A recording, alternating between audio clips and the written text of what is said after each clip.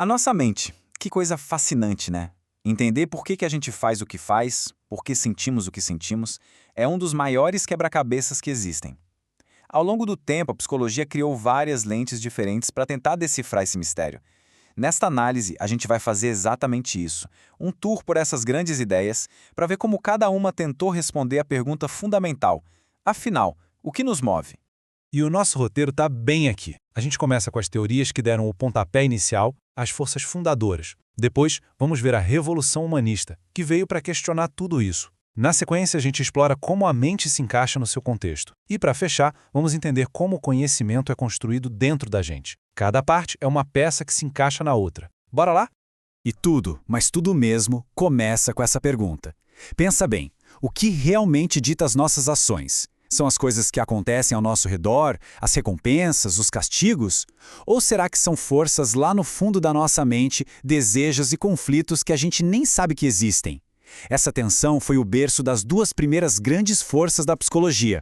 Então, de um lado do ringue, a gente tinha os behavioristas, a galera do só acredito vendo, focados unicamente no que dava para observar e medir. Do outro lado, os psicanalistas, que queriam mergulhar de cabeça nesse mundo invisível do inconsciente. Eram dois caminhos completamente opostos para tentar entender a mesma coisa, o ser humano. Dentro do behaviorismo, a gente tem duas visões principais. A primeira, do Watson, era super direta. Para ele, a mente era uma caixa preta. Não interessava o que tinha dentro. O que importava era o estímulo que entrava e a resposta que saía. Tipo o cachorro do Pavlov. O sino toca, o cachorro saliva. Fim. Mas aí veio o Skinner e disse, peraí, tá faltando uma peça. Para ele, o que acontece depois da resposta é o que realmente muda o jogo. São as consequências que ensinam a gente a repetir ou a parar de fazer alguma coisa. E essa ideia de consequências fica super clara aqui. Olha só, reforço sempre aumenta a chance de um comportamento acontecer de novo.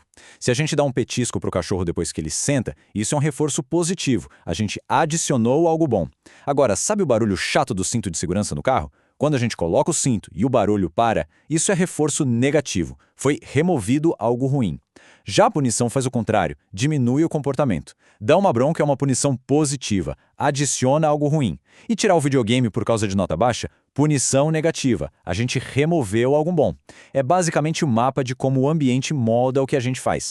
Mas enquanto os behavioristas estavam com o olho no mundo externo, o Freud estava propondo que as forças mais poderosas que nos guiam não estão à vista.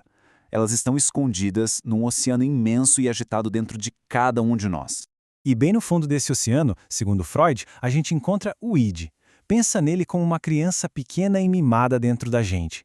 O id não tem paciência, não tem moral, não tem lógica. Ele só quer uma coisa, prazer, e ele quer agora. É desejo puro.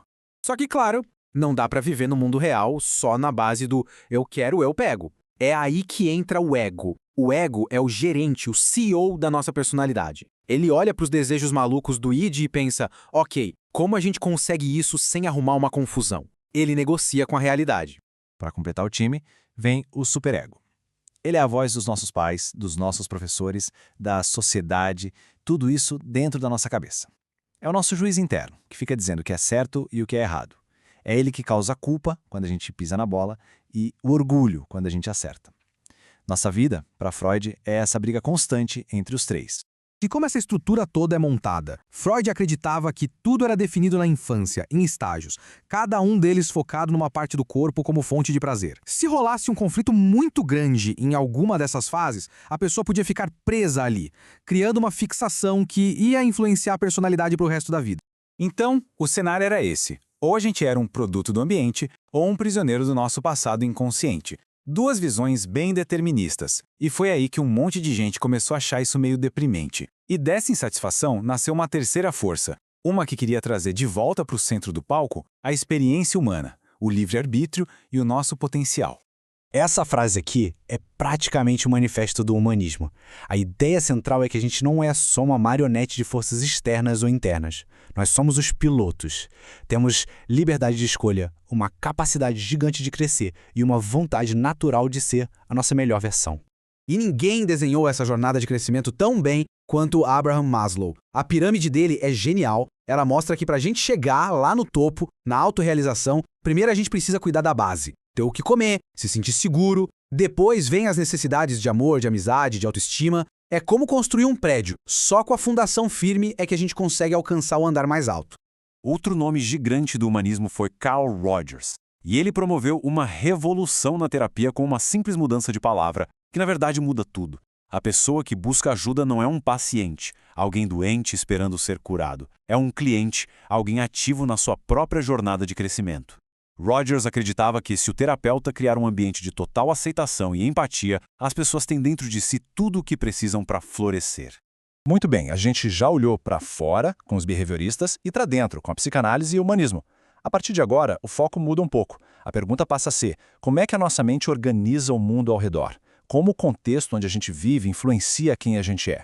Aí entra a psicologia da Gestalt, com um lema que ficou famoso: o todo é maior que a soma das partes. O que isso quer dizer? Que a nossa mente não é uma espectadora passiva, ela é uma artista, que ativamente procura padrões e organiza o que a gente vê para fazer sentido. Se alguém desenha um monte de pontinhos formando um círculo, ninguém diz "estou vendo pontinhos". Todo mundo diz "estou vendo um círculo". A gente completa a imagem. E essa busca por ordem não é bagunçada. Ela segue algumas regras, as leis da Gestalt. A gente tende a agrupar coisas que estão próximas ou que são parecidas. Nossos olhos seguem caminhos contínuos. E o mais legal, nosso cérebro adora preencher os espaços vazios para formar uma figura completa. É uma busca constante por sentido.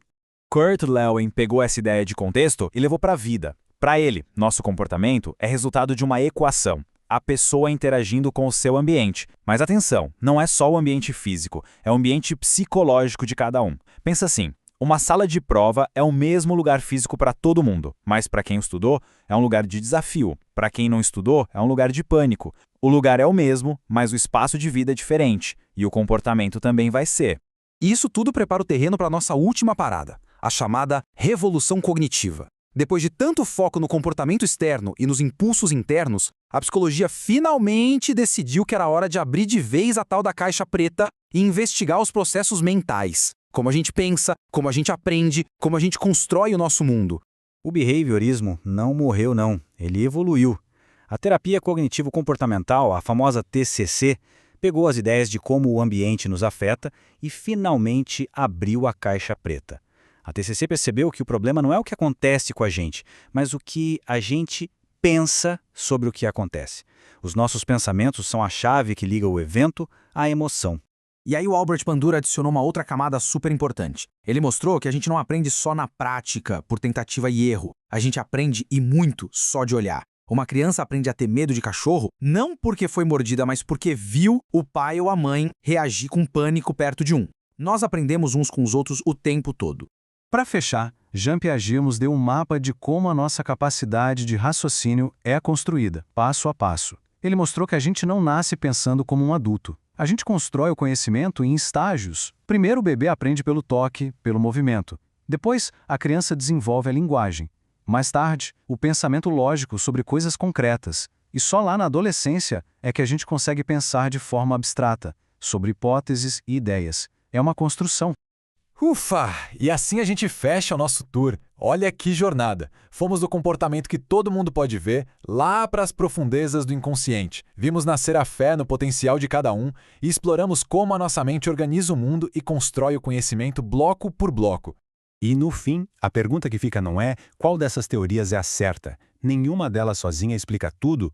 Talvez a melhor pergunta seja, qual dessas lentes nos ajuda a entender melhor uma pessoa ou uma situação específica? E o mais importante, o que o fato de existirem tantas lentes diferentes nos diz sobre essa coisa incrível, complexa e às vezes contraditória que é ser gente?